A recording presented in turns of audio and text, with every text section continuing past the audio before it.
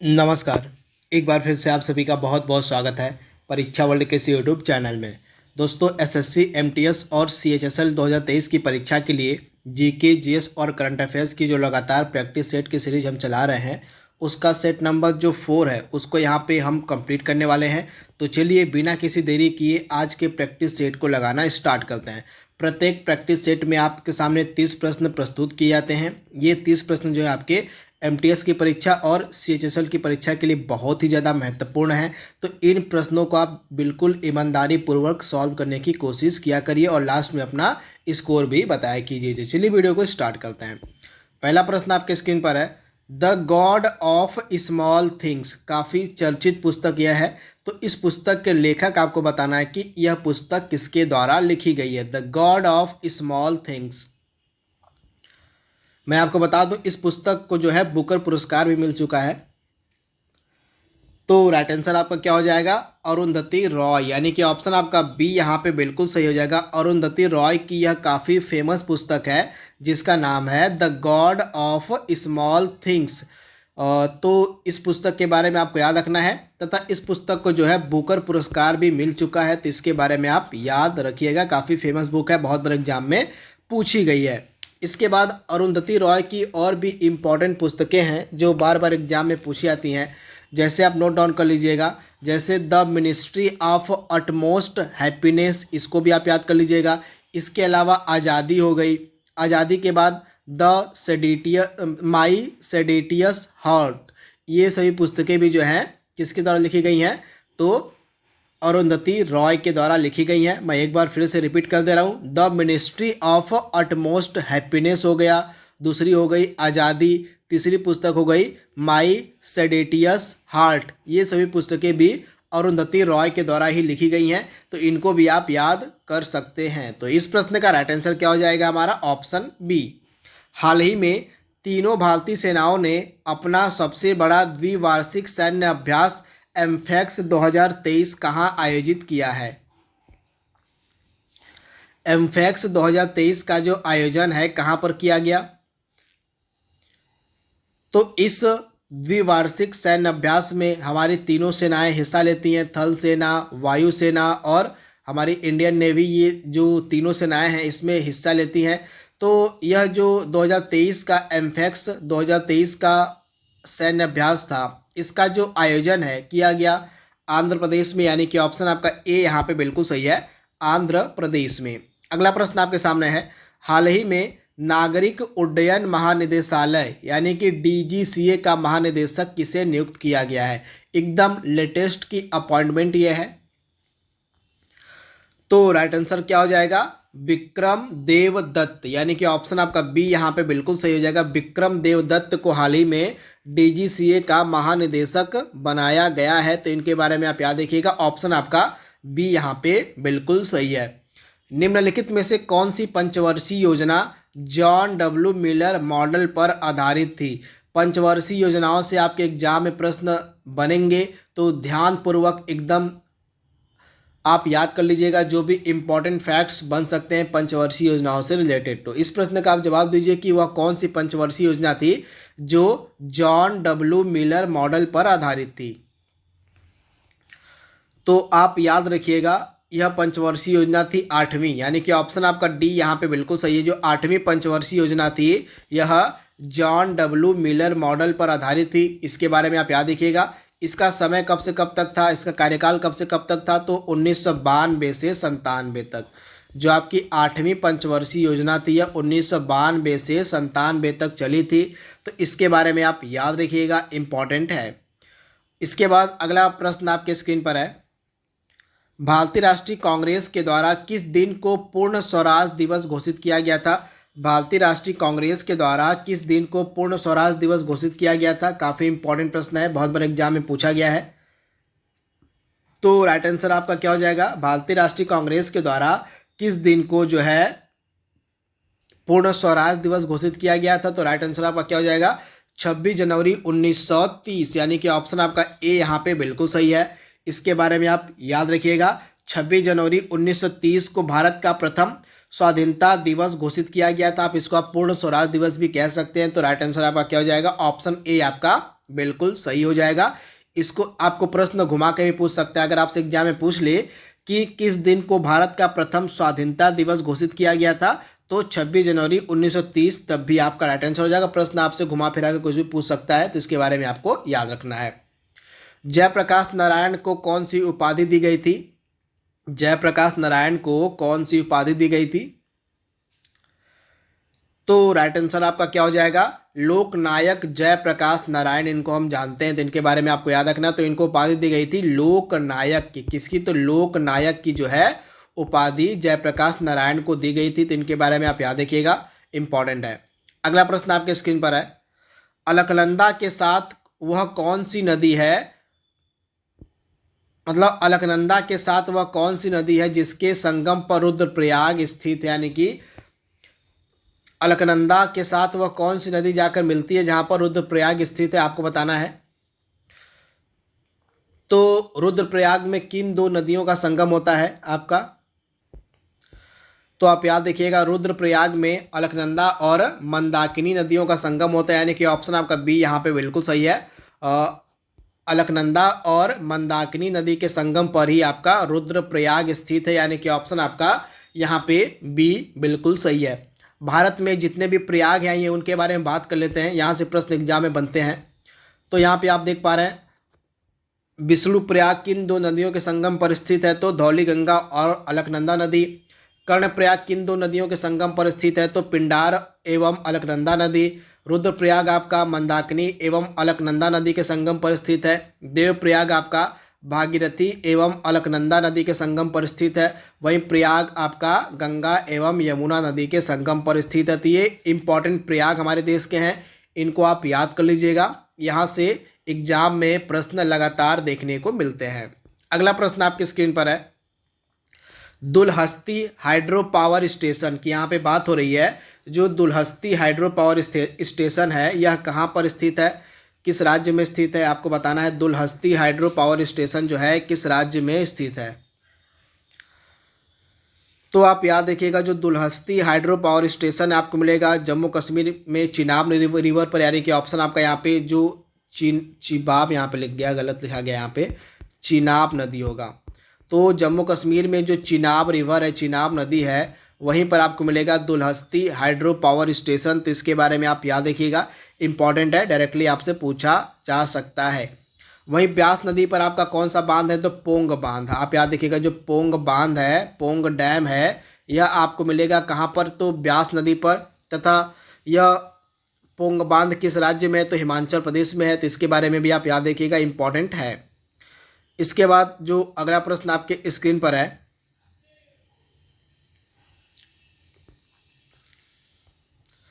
Italy की राजधानी जो रोम है किस नदी के तट पर स्थित है? इटली की राजधानी रोम जो है किस नदी के तट पर अवस्थित है?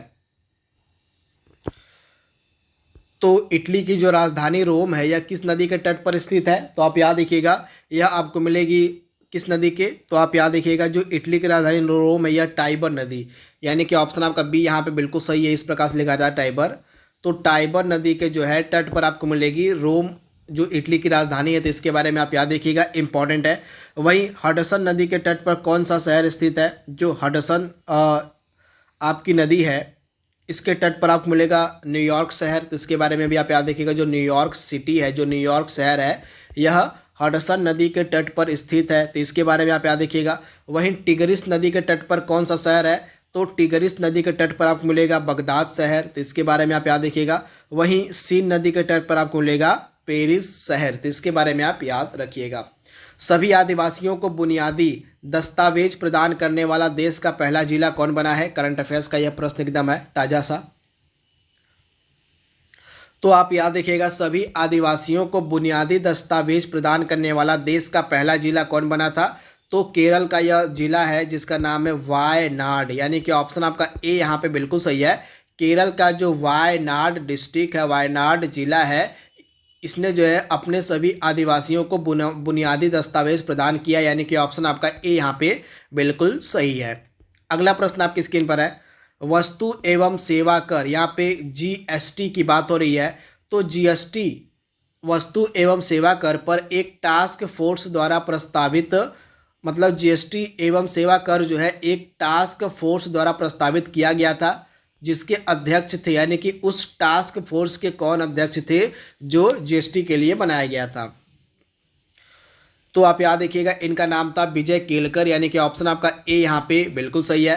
तथा यह जो जीएसटी है किस प्रकार का टैक्स है, तो जीएसटी आपका एक इनडायरेक्ट टैक्स है। इनडायरेक्ट मतलब कि यह एक आपका अप्रत्यक्ष कर का एग्जाम्पल है, इसके बारे में आप याद रखिएगा। तथा जीएसटी पूरे भारत में कब लागू हुई थी, 1 जुलाई 2017 को। 1 जुलाई 2017 को जो है जीएसटी हमारे देश में लागू हुई थी। उस समय हमारे वित्त मंत्री कौन थे, तो अरुण जेटली जी उस समय हमारे वित्त मंत्री हुआ करते थे जब जीएसटी को लागू किया गया था 1 जुलाई 2017 को। तो इसके बारे में आप याद रखिएगा।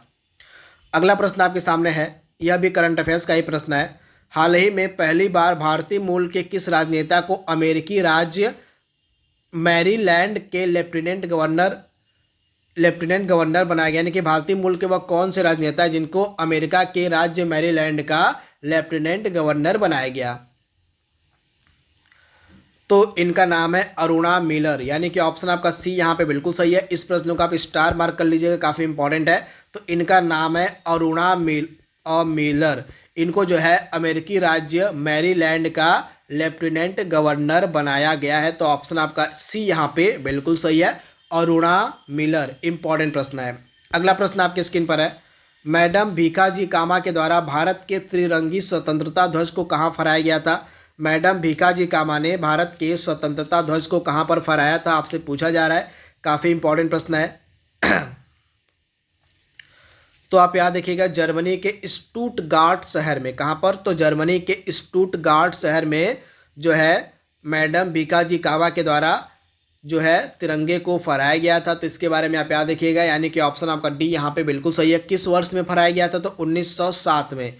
1907 में जो है एक सम्मेलन आयोजित किया गया था जिसका नाम था द्वितीय अंतर्राष्ट्रीय समाजवादी सम्मेलन, जो कि जर्मनी के स्टुटगार्ट में आयोजित किया गया था। और भारतीय प्रतिनिधि के रूप में मैडम भीखाजी कामा ने इसमें हिस्सा लिया था, और इसी जर्मनी के स्टुटगार्ट शहर में ही भारतीय तिरंगा को इन्होंने फहराया था। तो इसके बारे में आप याद रखिएगा। तारों का जो रंग है किस फैक्टर पर, किस कारक पर निर्भर करता है, आपसे पूछा जा रहा है तारों का रंग।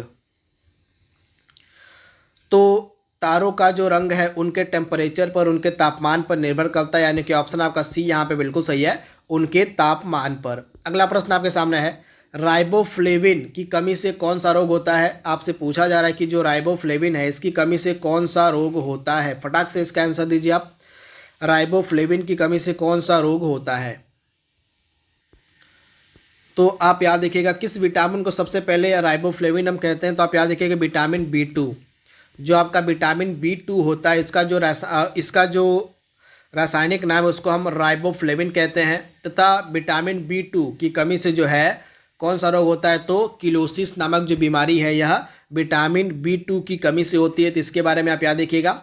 वहीं बेरी किस विटामिन की कमी से होता है, तो विटामिन B1, जिसको हम थायमिन के नाम से जानते हैं। विटामिन B1 को हम थायमिन के नाम से जानते हैं, और इसकी कमी से जो है बेरी नामक रोग होता है। वहीं विटामिन सी की कमी से स्कर्वी रोग होता है, और विटामिन सी को हम क्या कहते हैं, तो एस्कॉर्बिक एसिड।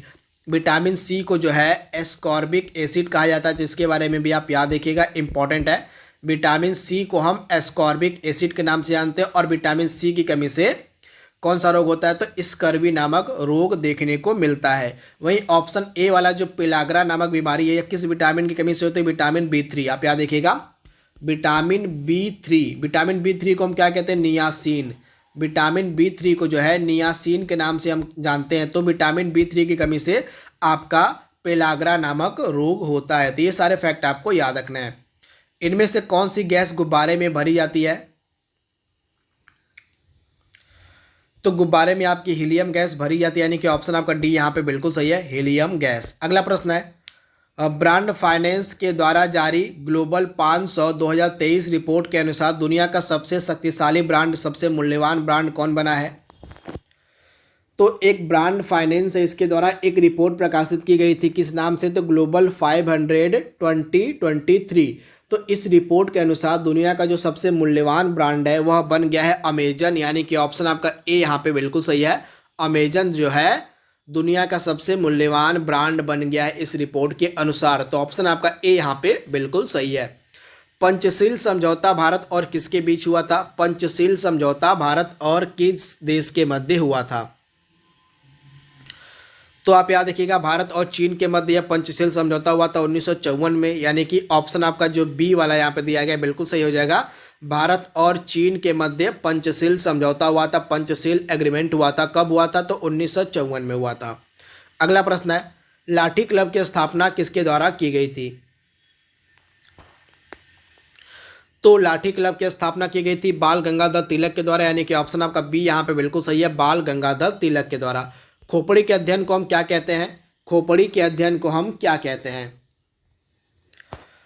तो राइट आंसर क्या हो जाएगा आपका? ऑप्शन ए क्रेनियोलॉजी, यानी कि ऑप्शन आपका ए यहाँ पे बिल्कुल सही है। क्रेनियोलॉजी के अंतर्गत जो है खोपड़ी का अध्ययन किया जाता है। अगला प्रश्न आपके सामने है, भारत के अंदर प्रथम स्थापित एटॉमिक प्लांट यानी कि परमाणु संयंत्र का नाम क्या है? यानी कि भारत के अंदर स्थापित प्रथम परमाणु संयंत्र का क्या नाम है? तो इस प्रश्न का राइट आंसर क्या हो जाएगा आपका? तारापुर परमाणु संयंत्र, यानी कि ऑप्शन आपका ए यहाँ पे बिल्कुल सही हो जाएगा। तारापुर परमाणु संयंत्र आपको महाराष्ट्र में मिलेगा। 1969 में इसकी स्थापना की गई थी तथा भारत के अंदर स्थापित यह पहला एटॉमिक प्लांट था, परमाणु संयंत्र था, यानी कि ऑप्शन आपका ए यहाँ पे बिल्कुल सही हो जाएगा। अन्य हमारे देश में कौन कौन से परमाणु संयंत्र हैं, आइए देख लेते हैं। तो तारापुर पहला है जो कि महाराष्ट्र में है, रावत भाता आपका राजस्थान में है, काकरपारा आपका गुजरात में है, जैतपुरा आपका महाराष्ट्र में है, नरौरा आपका उत्तर प्रदेश के बुलंदशहर में है, कलपक्कम आपका तमिलनाडु में है, कैगा आपका कर्नाटक में है और कुडानकुलम आपका तमिलनाडु में है। तो ये इंपॉर्टेंट हमारे परमाणु संयंत्र हैं, एटॉमिक प्लांट हैं, जिनको आप याद रखिएगा। यहाँ से प्रश्न आपके एग्जाम में देखने को मिल सकते हैं। अगला प्रश्न आपकी स्क्रीन पर है, एक तरफ आपको घास के मैदान दिए गए हैं और एक तरफ उनका देश, उनका एरिया दिया गया है। तो इसमें से आपको बताना है कि कौन सा सुमेलित नहीं है। तो आइए इस प्रश्न को सॉल्व कर लेते हैं। तो सवाना घास का मैदान आपको अफ्रीका में मिलेगा, बिल्कुल सही है। पुस्ताज घास का मैदान आपको हंगरी में मिलेगा, बिल्कुल सही है। लानोज घास का मैदान आपको वेनेजुएला में मिलेगा, बिल्कुल सही है। लेकिन जो डाउन्स घास का मैदान यह दक्षिण अफ्रीका में नहीं है, बल्कि कहाँ पर है? तो यह आपको मिलेगा ऑस्ट्रेलिया में। तो डाउन्स घास का मैदान किस देश में है? तो ऑस्ट्रेलिया में आपको मिलेगा डाउन्स घास का मैदान। तो ऑप्शन आपका डी यहाँ पे सुमेलित नहीं था। अगला प्रश्न है, एक तरफ आपको कुछ आर्द्र भूमि दी गई है और उनकी अवस्थिति दी गई है। तो ये सभी आपकी आर्द्र भूमियाँ भारत की हैं। तो इनमें से आपको बताना है, इनको आपको सुमेलित करना है, इनको सही सही सुमेलित करना है कि कौन सी आर्द्र भूमि किस राज्य में स्थित है। इंग्लिश में अगर हम बात करें तो आर्द्र भूमि को हम वेटलैंड के नाम से जानते हैं। किस नाम से? तो वेटलैंड, अब किस इसको हम कहते हैं। तो अब इसको सुमेलित करिए। तो आइए इस प्रश्न को सॉल्व करते हैं। दीपोर बिल आपको कहाँ पे मिलेगा? तो दीपोर बिल आपको असम में मिलेगा, यानी कि ए का आपका 1 हो जाएगा, ए का 1 हो जाएगा। रेणुका झील आपको मिलेगी हिमाचल प्रदेश में, यानी कि बी का आपका 2 हो जाएगा। रुद्र सागर झील आपको मिलेगी त्रिपुरा में, यानी कि सी का आपका 3 हो जाएगा। भोज आर्द्र भूमि आपको मिलेगी मध्य प्रदेश में, यानी कि डी का आपका 4 हो जाएगा। तो सभी आपके आमने सामने ही दिए गए थे, तो इस प्रकार से आपका सभी आमने सामने ही है। तो ए का 1 हो जाएगा, बी का 2 हो जाएगा, सी का 3 हो जाएगा और डी का 1 हो जाएगा। तो इसको आप याद कर लीजिएगा। अगला प्रश्न आपके सामने है, किस देश का संविधान विश्व के किसी भी सार्वभौम देश में सबसे बड़ा लिखित संविधान है? सिंपल सा प्रश्न है, आपसे पूछा जा रहा है कि विश्व का किस देश का संविधान जो है, विश्व में किस देश का संविधान सबसे बड़ा लिखित संविधान है? तो काफ़ी सिंपल सा प्रश्न है। राइट आंसर क्या हो जाएगा? भारत का, यानी कि ऑप्शन आपका डी यहाँ पे बिल्कुल सही है। हमारे देश का जो संविधान है सबसे बड़ा लिखित संविधान है पूरे विश्व में, पूरे वर्ल्ड में। तो इसके बारे में आप याद रखिएगा, ऑप्शन आपका डी यहाँ पे बिल्कुल सही हो जाएगा। अगला प्रश्न आपके सामने है, दूरदृष्टि दोष के निवारण के लिए हम किसका प्रयोग करते हैं? किस लेंस का? तो दूरदृष्टि दोष के लिए हम उत्तल लेंस का प्रयोग करते हैं और निकट दृष्टि दोष के लिए हम जो है अवतल लेंस का प्रयोग करते हैं। तो इसके बारे में आप याद रखिएगा। अगर एग्जाम में आपसे पूछ ले कि दूरदृष्टि दोष के निवारण के लिए किस लेंस का प्रयोग किया जाता है, तो राइट आंसर आपका क्या हो जाएगा? उत्तल लेंस का। वही निकट दृष्टि दोष के निवारण के लिए हम अवतल लेंस का प्रयोग करते हैं। और यहाँ पे भारत के कुछ इंपॉर्टेंट दर्रे दिए गए हैं और उनकी अवस्थिति दी गई है, तो इनको आपको सुमेलित करना है। मतलब इसमें से आपको बताना कि कौन सा सुमेलित नहीं है। इनमें से कौन सा गलत सुमेलित है उसकी आपको पहचान करनी है। तो लिपुलेख दर्रा आपको मिलेगा हिमाचल प्रदेश में, जो कि बिल्कुल ही गलत दिया गया यहाँ पे। लिपुलेख दर्रा आपका हिमाचल प्रदेश में नहीं है बल्कि उत्तराखंड में आपको मिलेगा लिपुलेख दर्रा। वहीं तुजू दर्रा आपका मणिपुर में है, बिल्कुल सही है। माना दर्रा आपका उत्तराखंड में है, बिल्कुल सही है। दीफू दर्रा आपका अरुणाचल प्रदेश में है, बिल्कुल सही है। तो पहला वाला ऑप्शन ही आपका यहाँ पे गलत दिया गया था। लिपुलेख दर्रा आपका कहाँ पर है, तो यूनाइटेड किंगडम, सॉरी यहाँ पे उत्तराखंड में है। यूनाइटेड किंगडम निकल गया आपका यूके से, कभी कभी आप यूनाइटेड किंगडम ही बोल देते हैं, तो यहाँ पे यूनाइटेड किंगडम नहीं होगा, यहाँ पे उत्तराखंड आप मानिए। तो उत्तराखंड में आपको मिलेगा लिपुलेख पास, लिपुलेख दर्रा। तो इसके बारे में आप याद रखिएगा। अगला प्रश्न आपके सामने है, एक तरफ इंपॉर्टेंट कुछ संस्थाएं दी गई हैं और उनके संस्थापक दिए गए हैं, तो इसमें से आपको बताना है कि कौन सा सुमेलित नहीं है। तो तत्वबोधिनी सभा की स्थापना किसके द्वारा की गई थी, तो देवेंद्रनाथ टैगोर के द्वारा की गई थी, बिल्कुल सही है। देव समाज की स्थापना पंडित शिव नारायण अग्निहोत्री ने की थी, बिल्कुल सही है। शारदा सदन की स्थापना पंडित रमाबाई के द्वारा की गई थी, बिल्कुल सही है। लेकिन हिंदू महासभा की स्थापना यहाँ पे बाल गंगाधर तिलक ने नहीं की थी, बल्कि किसने की थी, तो मदन मोहन मालवीय, पंडित मदन मोहन मालवीय के द्वारा जो है हिंदू महासभा की स्थापना करी गई थी। तो ऑप्शन आपका डी यहाँ पे सुमेलित नहीं था। अगला प्रश्न है, इंद्रावती, प्राणहिता, सबरी, ये किसकी सहायक उपनदियां हैं, आपसे पूछा जा रहा है। आपको बताना है कि ये किसकी सहायक उपनदियां हैं। तो ये किसकी सहायक उपनदियां, तो ये गोदावरी की जो है सहायक उपनदियां हैं। तो इनके बारे में आप याद रखिएगा। इंद्रावती हो गई, सबरी हो गई, प्राणहिता हो गई, ये सभी आपकी गोदावरी की सहायक उपनदियां हैं, यानी कि ऑप्शन आपका बी यहाँ पे बिल्कुल सही हो जाएगा। गोदावरी जो है दक्षिण भारत की सबसे प्रायद्वीपीय भारत यानी कि दक्षिण भारत की सबसे लंबी नदी मानी जाती है। तो इसके बारे में आप याद रखिएगा। इसको हम दक्षिण की गंगा भी कहते हैं गोदावरी को, तो इसके बारे में आप याद रखिएगा। तथा यह प्रायद्वीपीय भारत की सबसे लंबी नदी भी है गोदावरी। और इसका उद्गम कहाँ से होता है, तो महाराष्ट्र का जो नासिक जिला है, महाराष्ट्र के नासिक जिले के त्र्यंबकेश्वर से इसका उद्गम होता है गोदावरी नदी का। अगला प्रश्न आपके सामने है, यहाँ पे भारतीय संविधान के कुछ प्रावधान दिए गए हैं और वे किस भाग में, किस पार्ट में स्थित हैं, किस पार्ट में उनको रखा गया है, वे दिया गया है। तो इसमें से आपको बताना है कि कौन सा सुमेलित नहीं है। तो हमारे भारतीय संविधान के जितने भी पार्ट हैं, जितने भी भाग हैं, वहाँ से प्रश्न एग्जाम में बनते हैं, तो इनको आप याद कर लीजिएगा। आइए इस प्रश्न को सॉल्व करते हैं।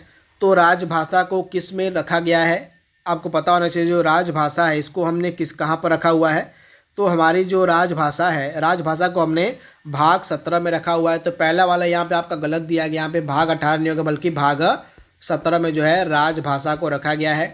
वहीं भाग 15 में किसको रखा गया, तो निर्वाचन को रखा गया। आप याद देखिएगा, भाग 15 में निर्वाचन बिल्कुल सही दिया गया है। संविधान संशोधन को हमने भाग 20 में रखा हुआ है, बिल्कुल सही दिया गया। भाग 20 में आपको संविधान का संशोधन मिलेगा। वहीं भाग 9B में, जो भाग 9B है, भाग 9ख, इसमें हमने सहकारी समितियों को रखा हुआ है। तो इस प्रकार से नीचे के आपके तीनों सुमेलित थे, लेकिन पहला वाला राजभाषा वाला गलत दिया गया था। राजभाषा को हमने भाग 17 में रखा हुआ है। तो इसके बारे में आप याद रखिएगा। आज के सेशन का लास्ट प्रश्न आपके सामने है, निम्नलिखित में से कौन सी पर्वत श्रृंखला आंध्र प्रदेश राज्य में स्थित है। तो आंध्र प्रदेश राज्य में आपको कौन सी पर्वत श्रृंखला मिलेगी, तो नगरी पर्वत श्रृंखला, यानी कि ऑप्शन आपका ए यहाँ पे बिल्कुल सही है। जो नगरी पर्वत श्रृंखला आपको मिलेगी आंध्र प्रदेश राज्य में। आंध्र प्रदेश के किस जिले में है, तो चित्तूर जिले में। आंध्र प्रदेश के चित्तूर जिले में आपको मिलेगी यह पर्वत श्रृंखला, जिसका नाम है नगरी पर्वत श्रृंखला। तो इसको आप याद रखिएगा। तो एसएससी, एमटीएस और सीएचएसएल की परीक्षा के लिए जो प्रैक्टिस सेट नंबर 4 है उसको हमने यहाँ पे कंप्लीट कर लिया है। यह वीडियो आपको कैसा लगा, कमेंट बॉक्स में अपनी प्रतिक्रिया, अपना सुझाव हमें ज़रूर दीजिएगा। तो आज के लिए बस इतना ही। Thank you, thanks for watching, thank you.